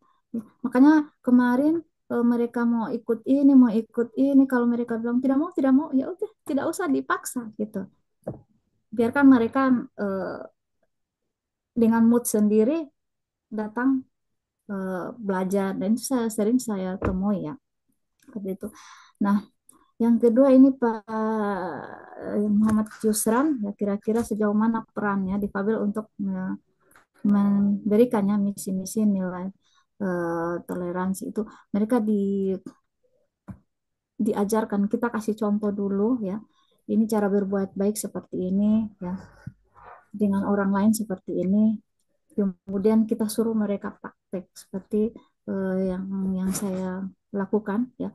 Itu contoh kemarin, kalau mau menyuruh anak-anak Romo itu kan harus menggunakan bahasa isyarat, dan itu kan bahasa mereka, komunikasi mereka. Kadangkala kalau kita tidak bisa bahasa isyarat, ada anak-anak yang itu mereka lihat dari bibir kita. Di mana? Ya. Ada yang paham seperti itu, tapi ada anak-anak yang memang sama sekali tidak paham dengan bahasa bibir. Jadi kadangkala harus dua-dua gerakannya. Makanya saya tanya, di mana teman kamu? Di mana rumah saudara kamu? Gitu. Jadi mereka selain lihat gerakan bahasa isyarat, mereka juga lihat bahasa bibir kita. Jadi kita ajarkan mereka, kamu harus eh, kita semua, misalnya kita semua sama-sama di hadapan Tuhan gitu. Makanya banyak hal yang saya ajarkan kepada mereka. Kadang kala mereka itu suka protes ya. Saya ajak mereka sholat ya, sholat bersama. Itu mereka protes. Ibu senang bisa melihat, bisa mendengar, bisa bicara. Kita tidak. Itu saya sampaikan. Kita semua sama di hadapan Tuhan. Tidak ada yang berbeda. Oke? Oke. Jadi harus sampai, jadi mereka itu merasa dihargai begitu. Coba kamu azan. Tidak bisa. Pasti kamu bisa. Sama-sama ibu manusia. Oke? Jadi mereka azan Allah Akbar. Jadi dengan ekspresi gitu. Jadi bagus, itu dipuji, bagus, kamu luar biasa. Amin, alhamdulillah. Seperti itu. Jadi mereka diajarkan bantu ya, bantu teman buta, bantu teman eh, yang lain ya. Oke, kalau mereka sudah bilang oke, oke. Ya, sambil menyampaikan dengan ekspresi yang senyum, yang bahagia, itu mereka mau. Ya, karena mereka itu ingin bahagia gitu. Nah, sementara dan ini tadi ditanyakan metode Al-Baghdadiyah, dan ini insya Allah saya akan bagi secara gratis, dan ini sudah niat saya ya. Memang ada beberapa teman yang menyarankan kenapa tidak dijual. Saya tidak mau menjual ini. Yang pertama, mereka sudah memiliki kekurangan, tidak bisa melihat, mereka barangkali susah, mereka tidak punya pendidikan, kemudian saya bebankan yang lain. Biarlah ini saya eh, kasih gratis ya. Dan ini saya sudah hakikan, dan ini sudah melalui pentasihan Mushaf Al-Quran, ini sudah dicek langsung di LPMP Kementerian Agama, dan ini ada huruf timbulnya juga di sini, ini di sebelah kiri ya. Ini saya cetak sendiri di percetakan, dan agak mahal cetakannya karena dia menggunakan kertas khusus. Ini pun kertasnya agak standar ya di bawah, dan mungkin saya bisa kirimkan, tapi nanti ongkirnya di ini apa di ini ya, kalau bisa nanti bukunya tetap saya cetak. Ini satu biji buku hampir 300.000, tapi memang niatnya tidak mau dijual, diperjualbelikan, memang ingin dibagi secara gratis sih Pak ya. Al Masya ilmu Allah. amalin kasyarin bila samarin, ilmu yang tidak diamalkan itu seperti pohon yang tidak berbuah. Saya mau hidup saya seperti pohon yang ada buah Pak.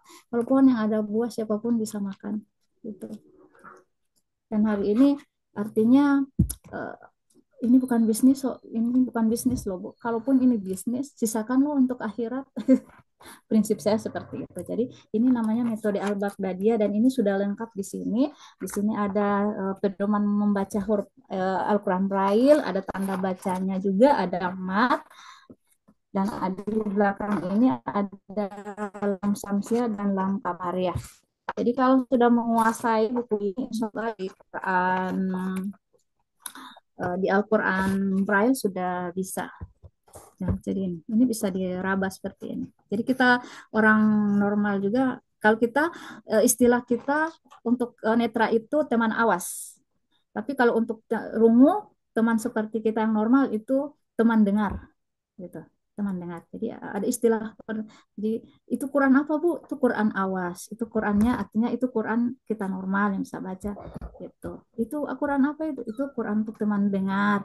Berarti oh mereka tahu berarti itu Quran untuk kita orang normal seperti itu. Jadi namanya metode Al-Baghdadiyah Braille. Jadi kalau mau ada teman, ada santri atau siapapun, nanti bisa sih saya kirimkan filenya, tapi nanti agak setengah mati juga, agak susah juga ya untuk ini karena ini ditempelkan huruf timbul ya. Saya masih cari percetakan yang itu bisa permanen dengan ini timbul. Ini masih manual saya gunakan. Saya pakai itu alat timbul itu masih manual ya. Ini namanya metode Al-Baghdadiyah Braille. Memang metode itu sudah lama ya dan sudah tradisional sekali, tapi ini versinya Braille. iya, ini versi Braille. Dan ini pertama sekali ya saya ajarkan ke anak-anak, itu bahagianya luar biasa sambil meraba, Ibu, ini metodenya kita ya Bu, ini yang kita bisa baca Quran ya Bu. Iya, Masya Allah, yang bagus ya Bu ya. Ya, sambil tertawa. Ya mungkin baru kali ini ya mereka menggunakan ya, metode ini, dan alhamdulillah sudah banyak ya santri saya ya. Sekarang saya berusaha mereka selain hafal juga saya berusaha mengajarkan mereka belajar tilawah ya ya. Dan biasa saya minta rekaman ke teman-teman Qori'ah ya. Bisa juga saya ambil di YouTube Qori internasional ya biar lebih bagus lagi. Kemudian juga saya rekomendasikan untuk Zoom, ikut tilawah secara Zoom dengan para Qori baik tingkat provinsi, nasional maupun internasional. Itu biasa ditanya, ini siapa rekomendasikan? Ibu Rizka. Karena jujur saja saya bisa tilawah tapi bayati yang awal-awal aja, tapi kalau sudah nahwan sudah nggak bisa ya. Jadi kadang jadi mereka itu kadang kala belajar otodidak juga tilawah, tinggal saya lihat oh harus ini kayaknya tajwidnya masih kurang, nah oh ya yang mana gitu. Jadi karena mereka bisa ngaji sambil meraba sambil mentilahkan ini, saya sampaikan begitu.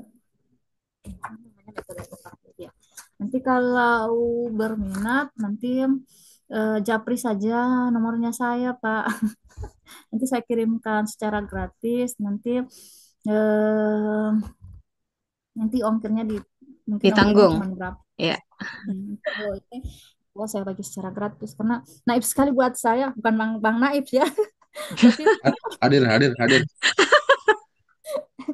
Tapi naif sekali buat saya untuk saya perjualbelikan, ya Allah, memang tidak bisa gitu, memang tidak bisa, memang saya sudah dedikasikan begitu. Iya betul. Untuk amal jariah ya Bu. Insya Allah gitu. Biar ada yang saya bisa tagih ke Tuhan nanti. Kalau saya bisa masuk neraka, ya Allah, saya kasih gratis loh sama Pak Muhammad Yusra dan saya, ya Allah. Iya. Itu yang saya bisa tagih gitu. Kira seperti itu ya. Soalnya ya Pak, nanti di nomornya saya mungkin minta ke Ibu Aryani saja Pak. Siap. Sudah sepertinya Mbak Naif sudah share di chat, di room chat. Mungkin sudah disebut tadi. Aman. Mungkin bisa berapa yang bisa dibagikan Bu Rizka, karena kayaknya ini sudah banyak yang mau pesan ini. Iya. Bisa. Tapi saya masih ada beberapa yang saya revisi ya, biar ini agak tebal karena ada beberapa contoh seperti ini kan tanda bacanya. Ini contohnya sudah ada yang double-double, padahal contohnya itu satu lembar ini saja sudah bisa gitu. Misalnya ini kan tanda baris fathah. Ini contohnya halaman satu. Di sini lagi sudah ada ya. Jadi ini mau dihilangkan. Jadi contohnya hanya satu halaman saja. Ya. Gitu. Ya. Nah, jadi ada versi ini sudah berapa halamannya? Ini banyak sekali nih. Sudah halaman 33. Jadi mungkin ada berapa halaman yang akan saya kurangi. Dikurangi ya. Betul. Ya, mengurangi apa? Nanti timbangannya bukan Iya. amalnya. Timbangan amalnya nambah, Pak. Bukan gitu. Ya, baik. Ya, itu tadi jawaban dari Ibu Rizka dan pemaparannya yang cukup sangat menarik sekali dan inspiratif sekali. Kita banyak belajar dari materi yang dipaparkan oleh Rizka pada malam hari ini. Jadi sebelum kita tutup acara malam hari ini, ada tanggapan dari perwakilan Yayasan Disabilitas Indonesia. Apakah masih ada di room Zoom kita atau sudah keluar ya?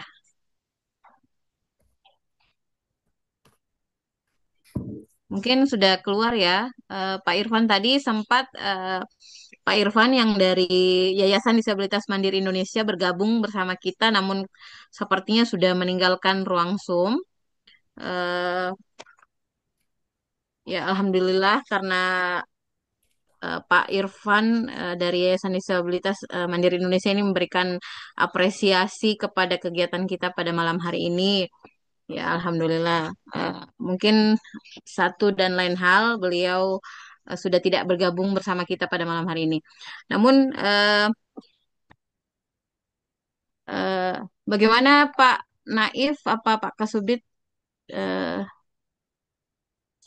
Sepertinya eh, belum bisa bergabung bersama kita pada malam hari ini.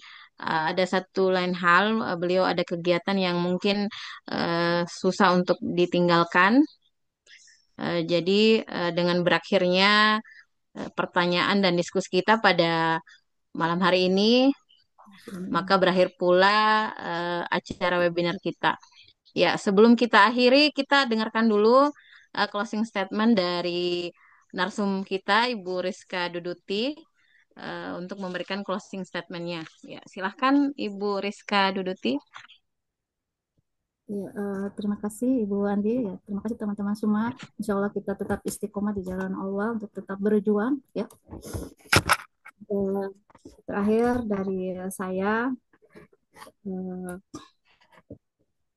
jika Anda bertemu dengan orang-orang seperti itu, ya orang-orang istimewa, ya tolong perjuangkan mereka, gitu.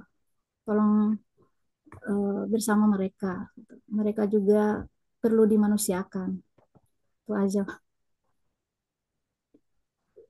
Ya, sangat menyentuh sekali dari closing statement dari Ibu Rizka Duduti ini sangat dalam sekali dan semoga kita semua bisa lebih berperan aktif lagi untuk memberikan edukasi dan memberikan pembinaan kepada sahabat dan teman-teman kita yang difabel. Nah, Bapak Ibu yang berbahagia, ya tibalah kita di penghujung acara webinar pada malam hari ini. Dari rangkaian diskusi kita dan pemaparan, alhamdulillah kita banyak sekali mendapatkan pesan penting dan inspiratif sekali ya untuk membangun harmoni, membangun toleransi, bagaimana cara kita mendampingi teman-teman kita penyandang disabilitas dan itu merupakan tanggung jawab kita bersama ya penyuluh agama yang sebagai garda terdepan dalam mendampingi umat dan memberikan penanaman nilai-nilai spiritual kepada umat. Nah, atas nama moderator, saya mengucapkan terima kasih kepada seluruh kepada narasumber, penyelenggara, tim Depar, dan peserta yang telah berpartisipasi aktif. Alhamdulillah pada malam hari ini kita ada sekitar tadi sampai 170-an peserta yang masuk ke room Zoom kita. Saya mohon maaf apabila pada kegiatan malam ini ada kekurangan dalam memandu acara ini. Ya, sebelum berakhir, saya ada pantun sekali lagi. Ya, mohon cakepnya ya. Mentari sore mulai tenggelam. Cakep. Bur- Cakep. burung pulang ke sarang permai. Cakep. Webinar Cakep. kita resmi ditutup. Cakep. Bersalam-salam, semoga bermanfaat untuk hidup yang damai. Ya, wallahul muwaffiq ila aqwamit thoriq. Cakep. Wassalamualaikum warahmatullahi wabarakatuh. Ya, ibu-ibu jangan lupa untuk mengisi link absennya dan kita foto-foto dulu. Baik, Silahkan tim kameramen. baik teman-teman sekalian, sebelum saya mengambil capture untuk peserta partisipan pada malam hari ini, eh, barusan tadi juga saya lihat di status Facebooknya Lajnah Pentasian Mushaf Al-Quran itu mulai tadi 3 jam yang lalu posting tentang bagaimana belajar Quran Braille. Dan hari ini adalah belajar bagaimana huruf A, alif ya. Itu ada flyernya bisa di-save itu. Gimana contoh huruf alif versi Quran Braille. Jadi teman-teman kalau mau belajar bisa buka juga di YouTube-nya Lajnah Pentasian Mushaf Al-Quran atau di Facebook-nya. Izin bagi yang bersedia menyalakan kamera, saya akan men-screenshot. Kita ada 6 slide, ada 131 partisipan. Slide pertama, 1, 2, 3. Slide kedua, 1, 2, 3. Slide ketiga, 1, 2, 3. Slide keempat, 1, 2, 3. Slide kelima, 1, 2, 3. Slide keenam, 1, 2, 3. Baik, terima kasih. Sehat semua. Ya, terima kasih teman-teman. Mohon maaf yang sudah raise hand tapi tidak sempat diberikan waktu karena waktu juga sudah singkat. E-booknya belum Bang Naif. E-book fikih. Oh iya, itu Edi ada di Elipski ya, sorry. Nanti saya share di grup. Yang buku yang covernya warna ungu, Vicky disabilitas itu. Oh, ada ya? Ada. Itu sebenarnya teman-teman bisa download di Pustaka Bimas Islam Simbi itu. Ada di situ, di Elipski juga ada. Ya, teman-teman sukanya kalau langsung di-share, Mas. Oke, oke, saya kirim kalau ke grup kalau begitu. Siap. Terima kasih Bu Rizka. Terima kasih semua Ibu Fatma, Bu Cici. Salam sehat dan semangat Bu Rizka. Sama-sama Tetap Bu. semangat. Semua. Terima kasih sudah menginspirasi malam hari ini.